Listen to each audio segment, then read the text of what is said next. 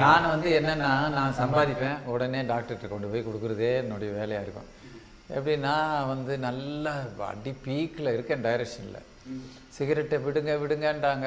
சிம்னின்னு கூப்பிடுறாங்க என்ன. இப்போ சின்மணிங்கிறது பிராண்டோட பேரா சார்? இல்ல எப்ப பார்த்தாலும் புகாடி ஸ்மோக்கிங் பண்ணிட்டே இருக்கேன்னு அதனால கூப்பிடுவாங்க. நார்த் ஹிந்தி படம்லாம் அப்படித்தான் கொடுப்பாங்க. பான்பராக்கு டபுள்ல 2 கயிறு போட்டு என் கழுத்திலே போட்டுருச்சு ரேகா.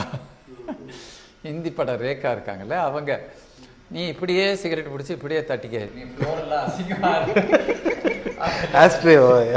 ஒரு நாளைக்கு 200 சிகரெட் அந்த அளவுக்கு. என்ன 200 சிகரெட்டா? அப்ப அதுக்கு மட்டும் தான் சார் நேரம் இருந்திருக்கும், வேலை செய்ய நேரமே இருந்திருக்காதே சார். ஆமா, எனக்கு 3rd ரிப்பு 4th ரிப்புலாம் போயிடுச்சு. நீங்க இப்படி தட்டையில குத்தினீங்கன்னா இந்த பக்கம் வெளியே வந்துருக்கு கை. அதனாலதான் இவ்வளவு பெரிய சட்டையை போட்டு தருவேன். பழைய ஸ்டில் எல்லாம் எடுத்து பாருங்க. அதுல டைரக்ஷன் இன்னும் வந்து டென்ஷனான தொழில் அதுல இருப்பேன். அப்புறம் வந்து அடுத்த சிகரெட் பிடிச்சா நீ செத்துருவேன்னு சொன்னாங்க. சொன்னோன்னே அப்படியே உடனே நிறுத்தி 2.5 மாதம் கிட்டத்தட்ட அவ்வளோ அவஸ்தை. உள்ளே இருந்த இந்த புகையெல்லாம் வெளியே போகணும்ல, அதெல்லாம் வந்து ரொம்ப புகை வெளியே அதை நிறுத்தணும்.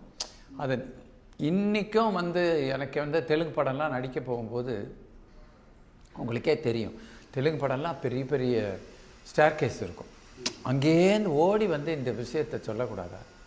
ஏன் அவங்க மேலே வந்து கேட்கக்கூடாதா? ஓடி வரணும். நான் வேற இந்த ஹீரோயினோட அல்லது வில்லனோட இப்படி தானே இருப்பேன். நான் எப்போ பார்த்தாலும் எனக்கு கேரக்டர் அப்படி தான் தருவாங்க. ஐயோ ஹீரோவோட போடுங்கியா, அப்போ தான் ஏதாவது டிவியில் போடுவாங்க. எப்போ பார்த்தாலும் வில்லனோட போடுவேன்னா, அண்ணே அவன் தானே பேசுறதுக்கு கவுண்டர் டப்புன்னு அடிக்கிறதுக்கு நீங்கள் தானே கரெக்டாக இருக்கணும், வில்லனோட என்ன அப்படின்ட்டுருவாங்க. எந்த இதுலேயும் போட மாட்டாங்க. அப்போ மேலேருந்து ஓடி வரும்போது இந்த புத்தியை காட்டும் இந்த சிகரெட்டு. அதே வந்து ஒரு 10 டேக்கு 15 டேக்கு ஆயிடுச்சுன்னு வைங்க. மேலே படிக்கட்டில் தரன்னு ஓடி வந்து விஷயத்தை சொல்லப்போ தெலுங்கு டைலாக் மறந்துடும். மறக்கிறத விட இந்த மூச்சு நின்ன பிறகு நம்ம டைலாக்ல கூட கட் கட் கட்டு சார் அந்த இடம் ఏంటంటే అక్కడ லேகு పెట్టావే ఏంటి இன்னுமாங்க. அது நான் அவங்களுக்கு பொறுத்த வரைக்கும் அது லேக்ன்றாங்க. ஐயோ அது கொஞ்சம் விட்டாதான் நான் உயிரோட இருப்பேன். அந்த மாதிரியான ஒரு சூழ்நிலை உருவாயிருச்சு.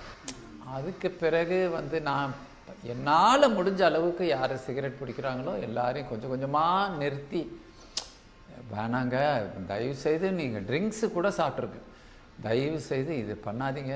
கண் எழுத்தாப்புல உதாரணம் நான் தான். ஆனால் டெம்ட் ஆகுமே சார், படத்தில் பார்க்குறப்பையும் சரி, யார் அடிக்கிறப்பையும் சரி.